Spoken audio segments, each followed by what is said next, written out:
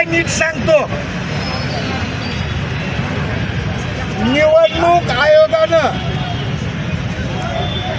पहिल्यांदा एक प्रोग्राम जाहीर केला होता. त्याच्यानुसार निवडणूक अर्ज भरण्याची प्रक्रिया, अर्ज माघारी घेण्याची प्रक्रिया 21 तारखेपर्यंत, आणि त्याच्यानंतर त्याच्यात असं लिहिलं होतं त्या प्रोग्राम मध्ये की जर कुणी अपिलात गेलं तर त्याची मुदत 25 पर्यंत आणि मग 26 तारखेला चिन्ह वाटप, असं बाजप्ता कंस टाकून त्याच्यामध्ये लिहिलेलं आहे. लक्षात घ्या नीट.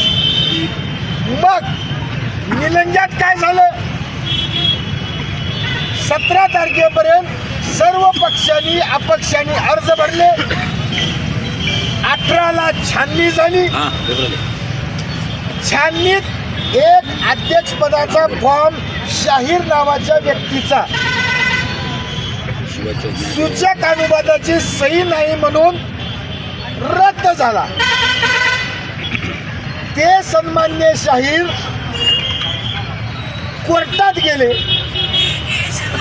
कोर्टात गेल्यावर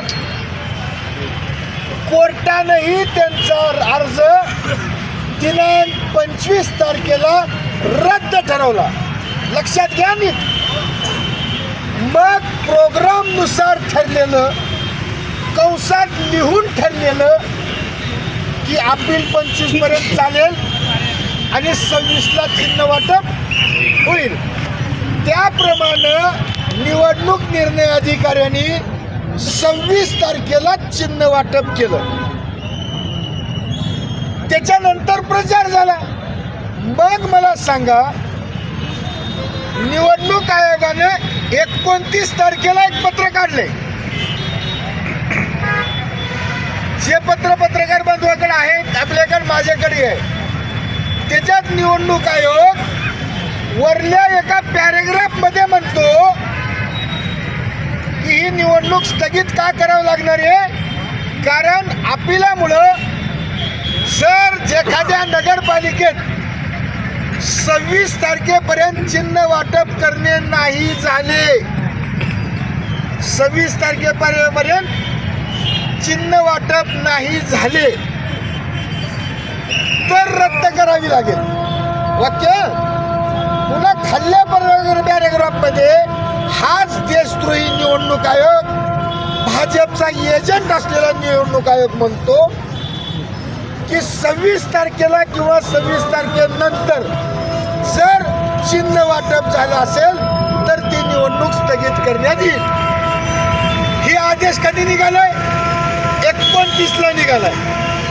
पण आपल्या 26 तारखेला प्रोग्राम प्रमाणे निलंग्याचं चिन्ह वाटप झालेलं असल्यामुळं त्यांना निलंग्याची निवडणूक रद्द करता येईना गेलती. रेणापूरची झालती, पण निलंग्याची निवडणूक रद्द करणं त्यांना अडचणीचं झालं होतं. म्हणून ते इतके दिवस थांबले. त्यांनी आपली सभा बघितली 29ची. लोकांचा उत्साह बघितला. आजची रॅली बघ जुगना, म्हणजे शेवटच्या दिवशी पैसे वाटून काही बदल होते का बघितले. पैसे बी वाटून बदल झाली. आजची रॅली मोठी झाली. मग मात्र एक जण मुंबईला गेला, एक जण अर्ध्या रॅलीतून हैदराबाद मार्गे मुंबईला गेला. दोघं मुंबईला गेले. फिल्डिंग लागली. मुख्यमंत्र्याला उलटा बाईट द्यायला लावले की फलाने निलंग्याचे आमदार मला निवडणूक कॅन्सल करू नका म्हणलाल. ते कुणाला म्हणलाल? तो निवडणूक आयोगाचा मुख्यमंत्र्याचा संबंध काय? निवडणूक आयोग तुमचं एजंट आहे आणि ठरवून प्लॅनिंग ना सगळं आपल्या हातातून चाललंय. आता काँग्रेस आपला सुपडा साफ करत आहे. नगराध्यक्ष आणि 23 उमेदवार काँग्रेसचे निवडून झाल्यात. आपला बाजार उठलाय हे लक्षात आल्यावर आता 4 वाजता 4 ते 5च्या दरम्यान अचानक 12 तासात निवडणूक आहे. 12 तासात मतदान आहे. पोलचिट्या गेल्यात, सगळे गेले. मतपेट्या आल्यात. मतपेट्या घेऊन स्टाफ तिथं शाळेवर गेलाय. सगळी यंत्रणा लागले. उद्या जाऊन फक्त मतदान करायचंय. परगावचे बिचारे बांधव, परगावला राहणारे स्वतःचं तिकीट घालून वाहनात बसले निलंग्याला याला. तिकिटाचे पैसे भरले. काही लोक खाजगी गाडीतून आले. काही लोक उद्या मतदान नाही आजच जाऊ पण आज आले. कामधंदा सोडून आले. फक्त मतदानच राहील तर. आणि आयोगाच्या नियमानुसार 26 तारखेला चिन्ह वाटपही झालेलं होतं. मग निलंग्याची निवडणूक कॅन्सल करायचं कारण काय? तर फक्त भाजपची फाटली.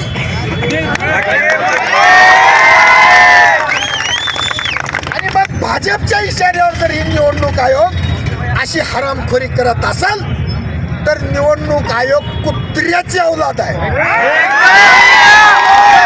देशद्रोही आहे. म्हणून या देशद्रोही निवडणूक आयोगाच्या विरोधात आणि त्याचा मालक असलेल्या भाजपच्या विरोधात उद्या हा निलंगा बंद.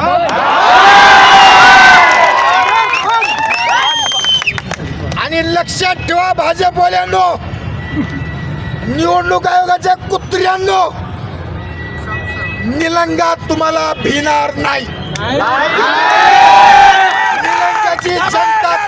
निलंग्याची जनता तुम्हाला भिणार नाही. काँग्रेस भिणार नाही.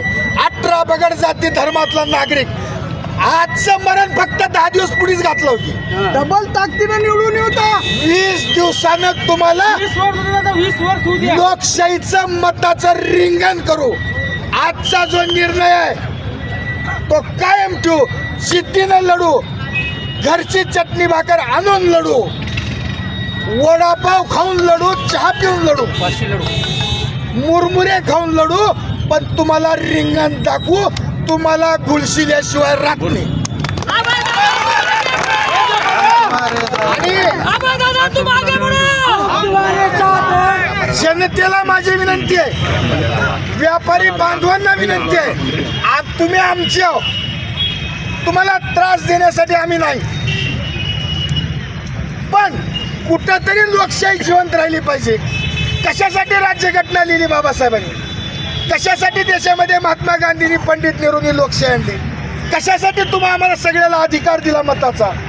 अरे अंबानीला बी एकच मत आहे, अदानीला बी एकच मत आहे, टाटाला बी एकच मत आहे, मोदीला बी एकच मत आहे. आणि गरीबातल्या गरीब एखाद्या दलिताला, एखाद्या व्यापाऱ्याला, एखाद्या हातगाडेवाल्याला, एखाद्या रिक्षेवाल्याला सुद्धा एकच मत आहे. त्या मताचं मूल्य सारखं आहे. हा जो आदर्श भारतीय लोकशाहीचा आहे तो जर पायधुळी तोडवला जात असेल, सगळ्या